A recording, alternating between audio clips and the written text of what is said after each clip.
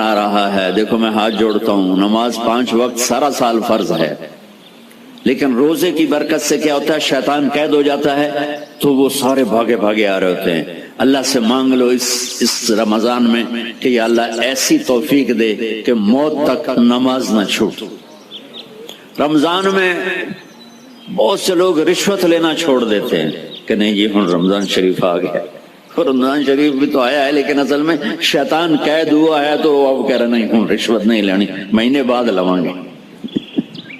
ڈنڈی مارنے والا کہتا ہے نہیں صحیح تولنا ہے، پھر رمضان تو بعد کٹھی کسر کر لواں گے۔ وہ کیا وجہ ہے پیچھے؟ ایک تو رمضان کی برکات ہیں، اور ایک شیطان کا قید ہونا ہے، اور ایک جنت کے دروازوں کا کھل جانا، دوزخ کے دروازوں کا بند ہونا، اللہ کے عرش کا پہلے آسمان پہ مستقل ڈیرا ڈال دینا، اور پھر اعلان کرنا ہے کوئی بخشش آنے والا ہے، کوئی معافی مانگنے والا ہے، کوئی توبہ کرنے والا ہے، کوئی جنت مانگنے والا ہے، کوئی دنیا مانگنے والا، آؤ مانگو۔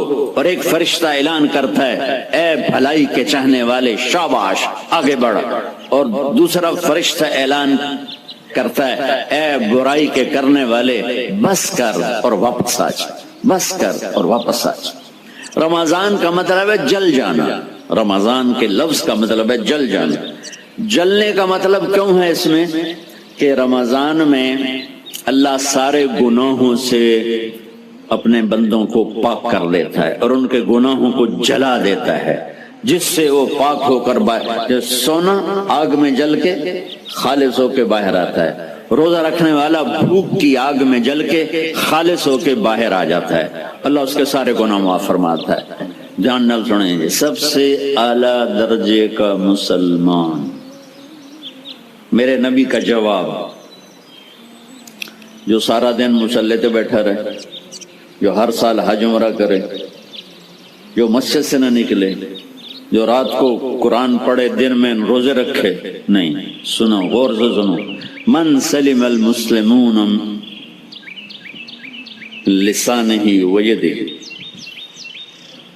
سب سے اعلیٰ درجے کا مسلمان فیصلہ بات کا وہ ہے جو اپنے مسلمانوں کو تکلیف نہ پہنچائے، جو ہاتھ اور زبان سے کسی کو تکلیف نہ پہنچائے، وہ سب سے اعلیٰ درجے کا مسلمان ہے۔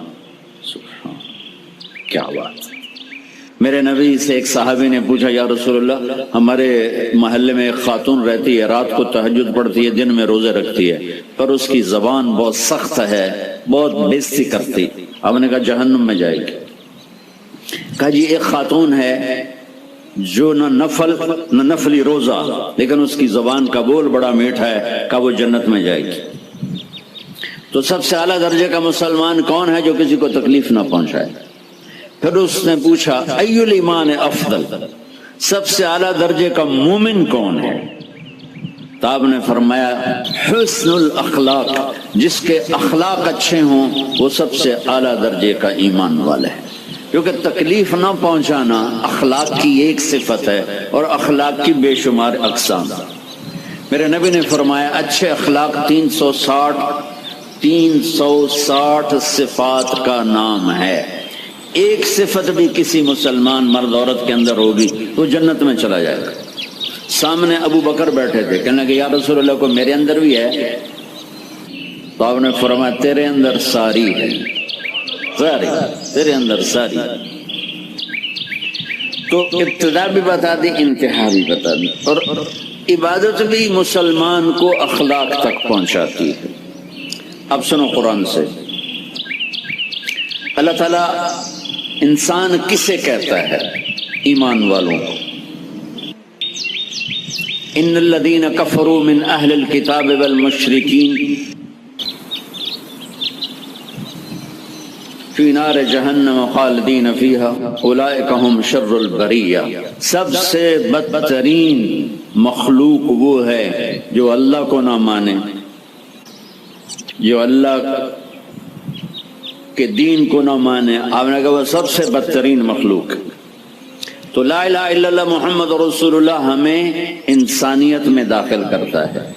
انسان ہے ہی وہ جو لا الہ الا اللہ محمد رسول اللہ کا کلمہ پڑھتا ہو میرے رب کے نزدیک۔ نماز کیا ہے؟ نماز کیا ہے؟ بول بھائی ہاں. میرا اللہ کہتا ہے ان الصلاۃ تنہا، اب آئی نہیں تھوڑی آواز. نماز کیا ہے؟ ان الصلاۃ تنہا عن الفحشاء والمنکر. تم نماز پڑھو، یہ تمہیں بد اخلاقی سے بچائے گی اور یہ تمہیں گناہوں سے بچائے گی. تو نماز بھی انسان کو اخلاق تک لے جا رہی، فحاشی سے بچائے گی، گناہوں سے بچائے گی، اخلاق کی طرف سفر. روزہ آ رہا ہے، روزہ کس لیے ہے؟ کتب علیکم الصیام کما کتب علی الذین من قبلکم لعلکم تتقون. تم پر روزہ فرض کیا ہے جیسے پہلوں پہ کیا تھا تاکہ تم تقوی والے بن جاؤ. تقوی والے کون ہیں؟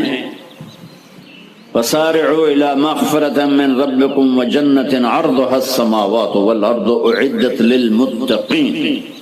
کہ میرے بندو دوڑو جنت کی طرف جو تقوی والوں کے لیے. متقی کون ہیں دن تقوی والے یا اللہ کا؟ الذین ينفقون فی السراء والضراء کا، جو میرے نام پہ سخاوت کرتے ہیں، چاہے تنگ دست ہوں چاہے پیسے والے، چاہے تھوڑا مال ہوئے چاہے زیادہ مال ہوئے، وہ میرے نام پہ خرچ کر دیں.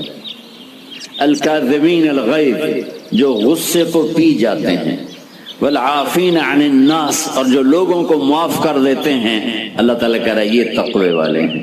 تو روزہ بھی اخلاق پہ لے جا رہا ہے. فمن فرض فیہن الحج فلا رفث ولا فسوق ولا جدال.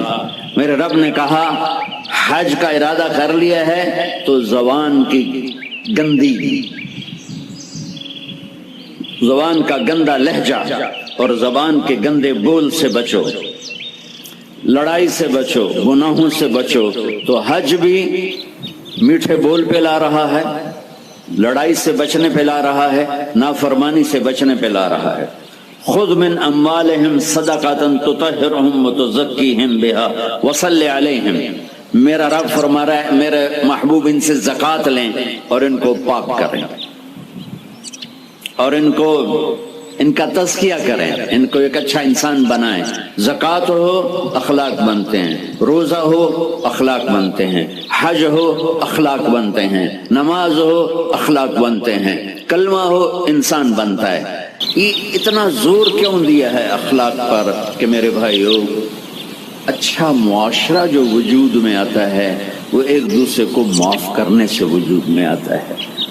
مسجد نماز کے لیے ہے اور نماز ایک انفرادی عمل ہے جو کر کے میں گھر چلا جاتا ہوں، دفتر چلا جاتا ہوں. پڑھوں نہ پڑھوں، نہ پڑھنے کا گناہ مجھ پر، پڑھنے کی نیکی مجھ پر. لیکن اگر میرے اخلاق برے ہیں، روزہ میری چیز ہے، رکھوں اجر، نہیں رکھوں پکڑ، زکوٰۃ دے دوں اجر نہ دوں پکڑ، حج کر لوں اجر نہ کروں پکڑ. صرف میری ذات سے کہ گرد ہے نماز بھی، روزہ بھی، حج بھی، زکوٰۃ بھی. لیکن برے اخلاق جتنا معاشرے میں میرا اثر ہے وہاں سب تباہی پھیلا دیں، اور اچھے اخلاق جتنا معاشرے میں میرا اثر ہے وہاں خوبصورتی کو پھیلا دیں. عبادت چھپ جاتی ہے. میں نے فجر پڑھی ہے کہ نہیں پڑھی آپ کو پتہ ہے؟ بولو آپ نے پڑھی ہے یا نہیں پڑھی؟ مجھے کوئی پتہ ہے نہیں. لیکن یہاں بیٹھ کے اللہ نہ کرے میں فرقہ واریت کی بات کروں، آپ سب کو پتہ چلے گا کہ نہیں چلے گا کہ مولوی اگلا رہا ہے. اور یہاں بیٹھ کے میں محبت کی بات کروں تو آپ کو پتہ چلے گا کہ نہیں چلے گا کہ یہ محمد مصطفیٰ صلی اللہ علیہ وسلم والے اخلاق بتا رہا ہے. تو اخلاق چھپتے نہیں، برے ہوں یا اچھے ہوں ظاہر ہوتے ہیں.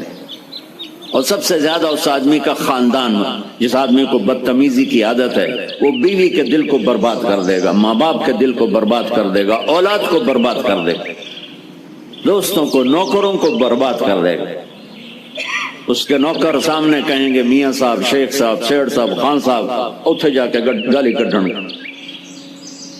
اور جس کے اخلاق اچھے ہوتے ہیں وہ اپنے گھر کو خوبصورت بنا دیتا ہے، رشتوں کو خوبصورت بنا دیتا ہے، ملازموں کو خوبصورت بنا دیتا ہے، اپنے کاروبار کو، اپنی زندگی کو، ہر پہلو اس کا خوبصورت ہو جاتا ہے. اچھے اخلاق لباس کی طرح ہیں جو میرا ہر عیب چھپا لیتے ہیں، اور برے اخلاق ننگے آدمی کی طرح ہے جس کا ہر عیب سامنے آ جاتا ہے۔